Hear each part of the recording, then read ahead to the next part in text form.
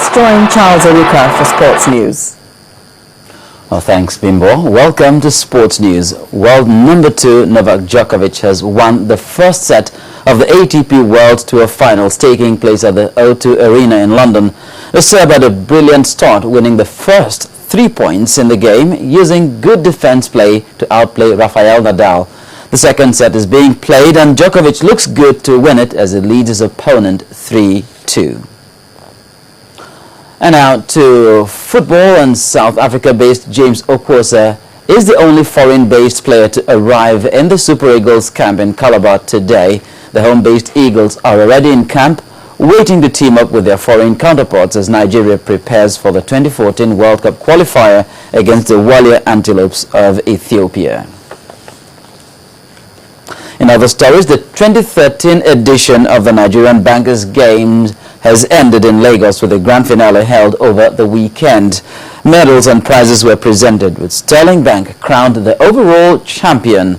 During the closing ceremony of the games at Onikon Stadium in Lagos, Sterling Bank celebrated the successful tournament, carting away 9 medals in all. Correspondent Tembola Saji reports. Ladies and gentlemen, there they go. The Nigeria Bankers Games dates back to the year 2001.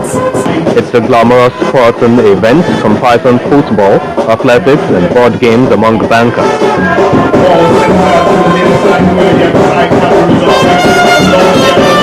The 2013 edition lasted 10 weeks and ended yesterday with Sterling Bank emerging the overall winner. What we do is that we verify these athletes, and I'm sure you can see from the athletes on the pitch, you can see most of them with their pot belly and all that. That's the fun. And this is the first time Sterling Bank is emerging overall winner of the Nigeria Bankers Games. They won 7 gold medals, 1 silver and 1 bronze, gold medals in athletics, table tennis, chess, Scrabble, across board. So it shows that they take their sports serious. So they're one customer bank, but still take their sports very serious. The medalists attribute their success to sheer determination. We've been participating for a while. This year we actually prepared. We had our strategies clearly mapped out. We ended up with about 9 medals, even though we wanted to push for like 10. The last time I played a competition was like 18, 20 years ago. So I just decided to try my hands at it again, and I was really surprised that I could compete with a lot of younger people. Actually, I've been doing 100 and 200 meters, so it's not a new team for me per se. So I actually expected to win. We always try in everything we do to put up a sterling performance, and that was basically what we did for lawn tennis and the other sports. But what does this victory imply for a lender that prides itself as the one customer bank? It's portraying the image of the bank, one customer bank. Coming number 1, I'm very glad because this goes to its slogan of the bank, one customer. So I'm winning gold as number 1 and one customer goes along. It's the beginning of good things to come. Clearly there's a lot of work to do. The other banks are not going to just sit down and watching us. It's Sterling Bank's first time of emerging as the Nigeria Bankers Game champions, and the bank says it's ready to sustain this victory. Tempo Ashaju, Channels Television News. That's it on Sports News, and it's back to Bingo for the rest of the news at 10. Unveiling the new look of Guinness. Discover a colorful world of more. On the foreign scene, a huge international relief effort is underway in the Philippines after Typhoon Haiyan made landfall. Rescue workers are struggling to reach some towns and villages cut off since the storm. Up to 10,000 people are believed to have died in Tacloban city and hundreds elsewhere. 4 million people have been affected by the storm, and many are now trying to survive without food, shelter or clean drinking water. The storm, one of the most powerful on record to make landfall, swept through 6 central Philippine islands on Friday, wiping out homes, schools and an airport. The head of the Red Cross describes the storm as bedlam. ang state of national calamity upang The Philippines President Bernardo Aquino has declared a state of national calamity to speed relief efforts for victims of Typhoon Haiyan.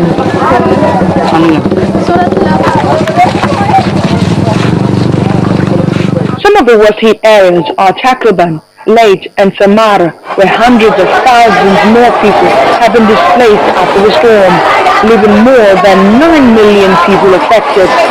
The Philippines is now a scene of devastating winds, with major infrastructure in the country almost completely destroyed.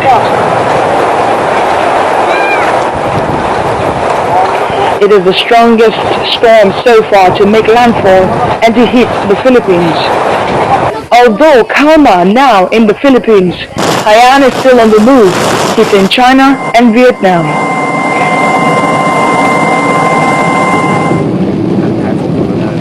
China witnessed its 30th and strongest typhoon as Haiyan brought gales and downpours to south of China.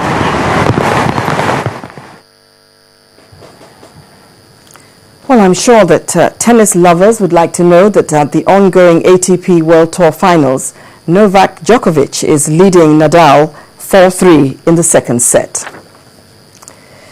Let's move to entertainment. Nigeria's representative to the 2013 edition of Miss Universe pageant failed to impress at the event, which held in Russia over the weekend. Mayowa Ogundele has details on entertainment news.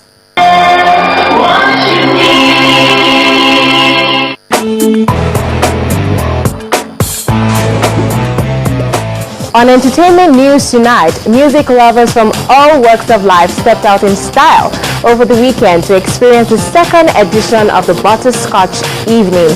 The red carpet came alive as guests flaunted their styles while strutting into the venue for the event, headlined by American R&B group Blackstreet.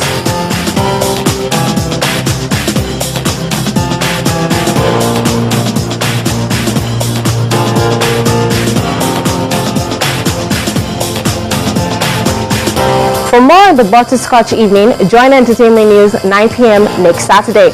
Now on to the movies, where two fast-rising Nollywood actors, Uti Nwachukwu and Blossom Chooks, will star in lead roles in the Desmond Elliott produced and directed Finding Mercy. The two will be sharing the spotlight with other top actors, including AMA award-winning Rita Dominic, Desmond Elliott and Chioma Chukwuka Akpota, on the movie which chronicles the plight of a father battling to keep an adopted child. But not be your pikin now. Where is my daughter? I took her to the hospital. I stayed with her. I need the details, chattel. Almost 9 months after the American reality star Kim Kardashian made a special guest appearance at Dare Art Alade's Love Like a Movie concert, the organizers have finally revealed the purpose for her visit. Although the reality television star only made a few minutes appearance on the red carpet that February evening, she apparently had a behind-the-scenes fashion police session with the event host. Surprisingly, she had some interesting things to say about Nigerians' sense of fashion. I'm going to tell you what I thought when I first walked in. You're in a tux. And so to me in the States, in LA, in the United States, when you think of a concert, you think of a t-shirt and jeans. Well, I see a lot of suits. A lot of guys are wearing suits. Next time I travel, when they say concert, I will find out what the typical dress code of that country is. Because if you came to a concert in the States, T-shirt and jeans. T-shirt and jeans. And some Crocs. Yeah, well, not Crocs. No. Finally tonight, African beauty queens, including Miss Nigeria, failed to impress at the 2013 edition of the Miss Universe beauty pageant held in Russia over the weekend. None of the African representatives made it to the round of 16 in the contest, which was eventually won by Gabriela Isla from Venezuela, with runners-up coming from Spain and Ecuador. And that's all for tonight. It's back to the main news.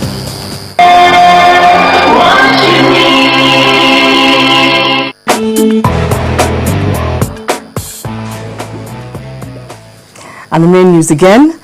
The People's Democratic Party, PDP, today threw what analysts call a spanner in the wheels of peace with the aggrieved members of the new PDP by announcing the suspension of Olagunsoye Oyinlola, Sam Jaja, Ibrahim Kazare, and the chairman of the new PDP, Kawu Baraje.